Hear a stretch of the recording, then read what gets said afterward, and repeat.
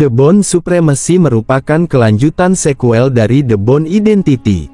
Film ini menceritakan kehidupan Jason Bourne setelah ia mengetahui identitasnya. Bourne memilih untuk meninggalkan kehidupannya sebagai agen rahasia dan pembunuh bayaran. Namun, sebuah peristiwa membuatnya harus kembali menempuh jalan itu. Di bawah pimpinan dan pemantauan Pamela Landy, 2 orang agen CIA tengah melakukan misi rahasia. Mereka tampak sedang mengadakan sebuah transaksi. Akan tetapi, seorang laki-laki tidak dikenal tiba-tiba menyusup ke sekitar lokasi tersebut. Ia memasang peledak dan menempelkan sidik jari di tempat itu. Lalu, ia membunuh semua orang yang ada di tempat itu, mencuri uang serta sebuah dokumen, dan segera meninggalkan tempat itu.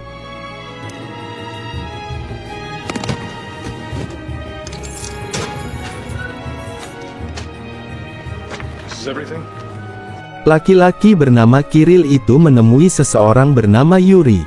Kirill adalah seorang polisi sekaligus pembunuh bayaran, sedangkan Yuri merupakan seorang pengusaha minyak di Jerman.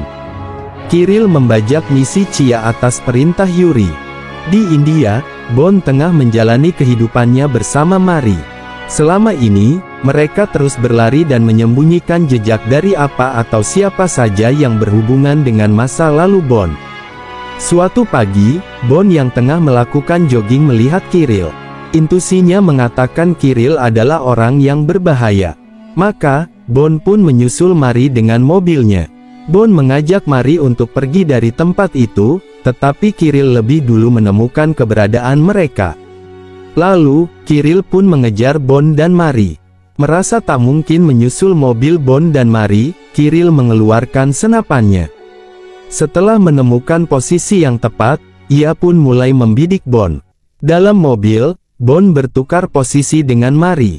Kemudian, sebuah tembakan tepat mengenai Mary sehingga mobil itu kehilangan arah dan jatuh ke dalam sungai.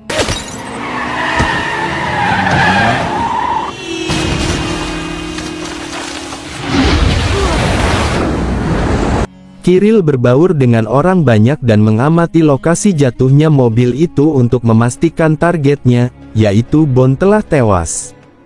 Namun, tanpa sepengetahuan Kirill, Bourne berhasil keluar dari sungai itu hidup-hidup.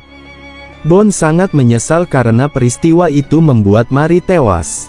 Lalu, ia kembali ke kediamannya dan segera berkemas untuk pergi. Di sisi lain, Kirill melaporkan kepada Yuri bahwa ia telah membunuh Bourne. Landy dan timnya mengidentifikasi sidik jari milik Bourne di tempat misi yang menewaskan 2 agen CIA itu. Selain itu, Landy juga menemukan hubungan antara Bourne dengan proyek Treadstone yang dikepalai Walt Ebert. Maka, Landy pun menemui Walt untuk menanyakan hal itu, tetapi Walt hanya mengatakan bahwa proyek Treadstone telah dihentikan. Sementara itu, Bourne telah tiba di Italia. Ia menunjukkan identitasnya dan membuat petugas imigrasi di bandara menangkapnya. Setelah membungkam cukup lama, Bourne melumpuhkan petugas di kantor imigrasi tersebut dan memanfaatkan perangkat komunikasi di sana untuk melakukan pelacakan.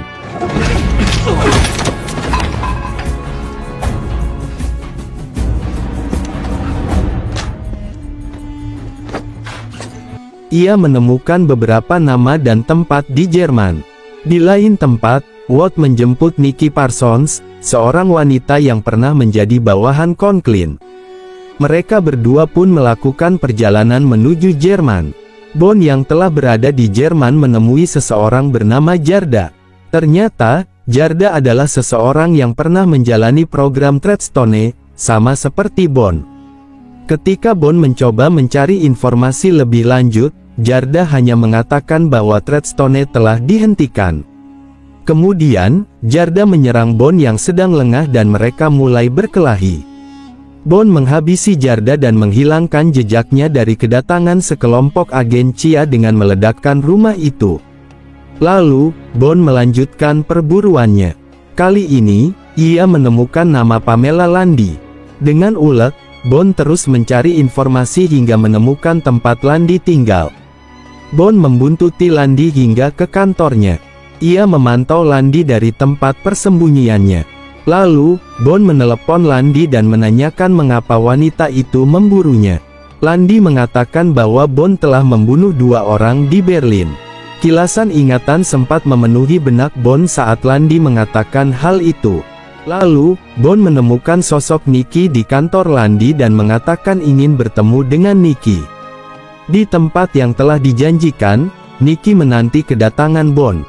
Sekelompok anggota CIA telah menyebar dan bersiaga di sekitar lokasi tersebut. Namun, Bond memanfaatkan demonstrasi massa dan berhasil membawa Nicky kabur dari tempat itu. Nicky mengatakan bahwa Bond telah membunuh 2 agen CIA di Berlin. 2 agen tersebut tengah melakukan transaksi untuk mendapatkan dokumen rahasia yang berisi informasi pembunuhan Perdana Menteri Rusia bernama Vladimir Nevsky. Jason mengatakan ia tidak membunuh 2 agen CIA itu. Namun, nama Nevsky membuat Bond mendapat kilasan ingatan lagi. Jason segera pergi meninggalkan Nicky di tempat itu. Seorang laki-laki dari tim Landi menuju tempat terbunuhnya 2 agen CIA bersama Watt. Laki-laki itu memberitahu Watt mengenai kejanggalan pada penemuan sidik jari Bond di tempat itu.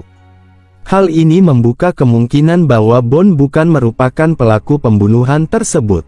Kemudian, Watt membunuh laki-laki yang merupakan anggota tim Landi tersebut.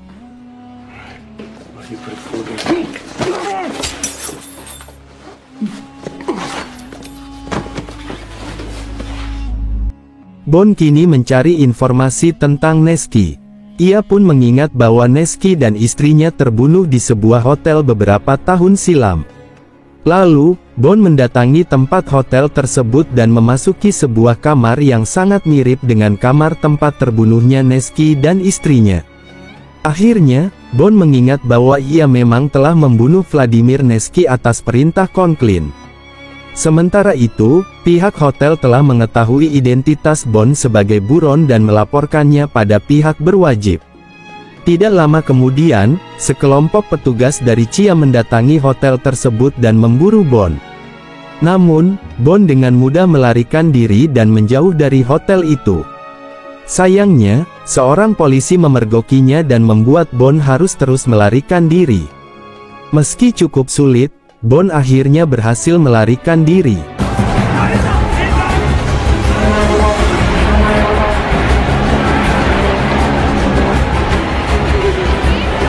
Landi dan timnya kini berada di kamar Nevsky. Sementara Watt tengah melakukan kontak dengan Yuri. Ternyata, Watt dan Yuri merupakan dalang di balik pembunuhan Vladimir Nevsky.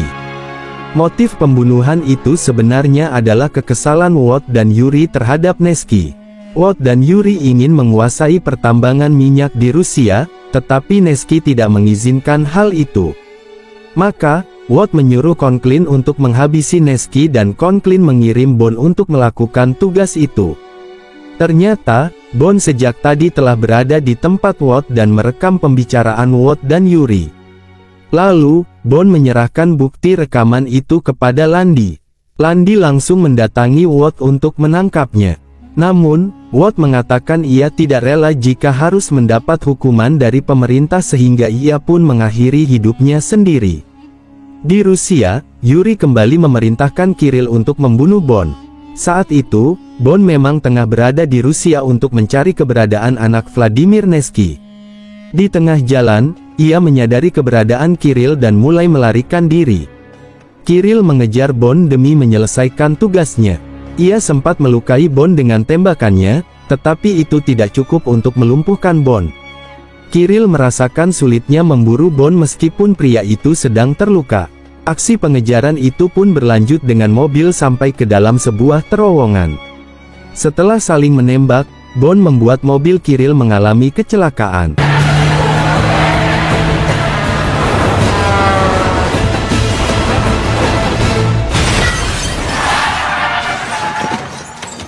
Bond melihat Kirill tengah sekarat, tetapi ia tidak membunuhnya karena mengingat pesan Mari. Ia pun meninggalkan Kirill begitu saja. Sementara Landi dan timnya berhasil menangkap Yuri, Jason telah berada dalam kediaman anak Nevsky. Ia bertemu dengan gadis yang bernama Irene itu dan mengatakan kebenaran tentang kematian kedua orang tuanya. Selama ini, Irene menyangka orang tuanya meninggal karena bunuh diri. Namun, Bond mengakui perbuatannya kepada Irene bahwa ialah yang telah membunuh ayah dan ibunya. Bond meminta maaf kepada Irene dan pergi meninggalkan gadis remaja itu. Beberapa waktu telah berlalu, Bond menghubungi Landi melalui telepon dan menanyakan mengenai kasusnya. Landi berterima kasih atas bukti yang telah diserahkan Bond kepadanya. Lalu, Landi memberitahu bahwa identitas aslinya bukanlah Jason Bond, melainkan David Webb. Bersamaan dengan itu, pembicaraan sekaligus film The Bourne Supremacy pun berakhir.